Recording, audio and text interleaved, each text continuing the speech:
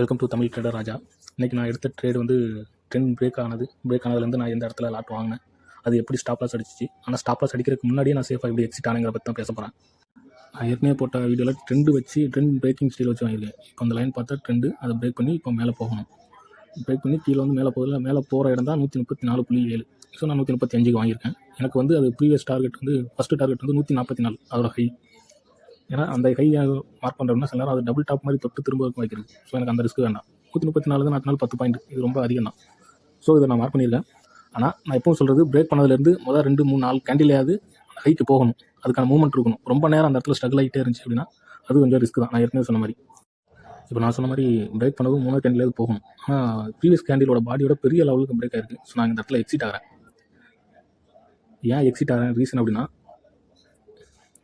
இந்த candle break பண்ணிடுச்சு. முதல் கேண்டில் வந்து பிரேக் பண்ணி க்ரீன் பிரேக் பண்ணியிருக்கு. அதுக்கடுத்து ஒரு ரெட்டு ஹேமர் மாதிரி, அப்பர் ஹேமர் மாதிரியோ இல்லை டோஜி மாதிரியோ ஃபார்ம் ஆயிருக்கு. அது எனக்கு ஒரு நெகட்டிவ் சிக்னல். அதுக்கடுத்து க்ரீன் வந்து பெருசாக போகும்போது அதுவும் போகலை. அதுக்கடுத்து ரெட்டு வந்து இன்னும் பெருசாக வந்துருச்சு. ஸோ இது கன்ஃபார்ம் கீழே போகுங்கிற எண்ணம் வந்து எனக்கு 3 சிக்னல் கிடைக்கிது. ஸோ அதனால் வெளியில் வந்துடும். எனக்கு ப்ராஃபிட் வேணாம், ஆனால் நான் லாஸ் ஆக விரும்பலன்னு நான் லாஸை கம்மி பண்ணி சீக்கிரம் வெளியில் வந்துட்டேன். இந்த இடத்துல ஏன் அந்த ரூல்ஸ் படி மேலே போகலை அப்படின்னா, 10:30 12 மணி வரைக்கும் ரொம்ப ரிஸ்க்கான இடம். ஏன்னா நிறையா பேர் வந்து 10 ப்ராஃபிட் புக் பண்ணிட்டு க்ளோஸ் பண்ணிட்டு போயிடுவாங்க. ஸோ அது ஒரு ரிஸ்க்கு. ரெண்டாவது, மேக்ஸிமம் சைட்வேஸ்லேயே போகும். நிஃப்டி சார்ட் எடுத்தாலும் சரி, சென்செக்ஸ் எடுத்தாலும் சரி, மேக்ஸிமம் அது சைட்வேஸில் தான் போகும். ஸோ அந்த இடத்துல ட்ரேட் எடுக்கிறத கொஞ்சம் அவாய்ட் பண்ணிடுங்க. 10 மணிக்குள்ளே ஏதாவது ட்ரேட் எடுங்க, இல்லைனா 2 மணிக்கு மேலே ட்ரேட் எடுங்க. இதுதான் பெட்ரு. என்னோட சஜஷன் தான். அந்த பாட்டம் தொடருது 127 தொற்றுச்சு அப்படின்னா ஒன்று திரும்பவும் இல்லை, பிரேக் பண்ணிச்சுன்னா அடித்த வேகத்தில் ரொம்ப ஃபாஸ்ட்டாக போயிடும். இந்த ப்ரீவியஸ் கேண்டிலோட பாட்டம் 118 வரை கூட போக வாய்ப்பு இருக்குது. பிரேக் பண்ணி வரும். இதுதான் அந்த ரிஸ்க்கு. ஆனால் இப்போ நான் அந்த லாஸ்ட் ஆப்பர்ஸ் வந்து 126 கொடுத்துருக்கேன். ஆனால் அதுக்கு முன்னாடியே நான் ஏன் வெளியில் வந்தேன் அப்படின்னா, இப்போ அதுக்கு ஒரு ரீசனை காமிக்கிறேன். மார்க் பண்ணி அந்த க்ரீன் கேண்டில் மார்க் பண்ணியிருக்கல, அதான் பிரேக்கிங். அது பிரேக்கோட லோ வந்து 132. எனக்கு அடுத்த கேண்டில் மேலே போகாமல் டோஜி மாதிரி விழுந்துருக்கு. ஓகேவா? சரி, ஓகே, டோஜி விழுந்துருச்சு.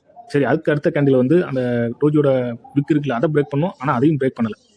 ஸோ எனக்கு 2வது டேஞ்சர் கிடச்சிருச்சு. சரி, 3வது கேண்டில் மேக்ஸிமம் 2 இல்லை 3 கேண்டில் மேலே போகணும், போலட்னா வெளியில் வந்துருச்சுங்களா. எனக்கு 3வது கேண்டில் வந்து அந்த க்ரீனோட பாடியும் மீறி வந்துருச்சு. ஸோ அதனால் அந்த பிரேக் பண்ண கேண்டிலோட லோவர் டார்கெட் ஸ்டாப் லாஸை வச்சு அதிலேயே நான் வெளியில் வந்துட்டேன்.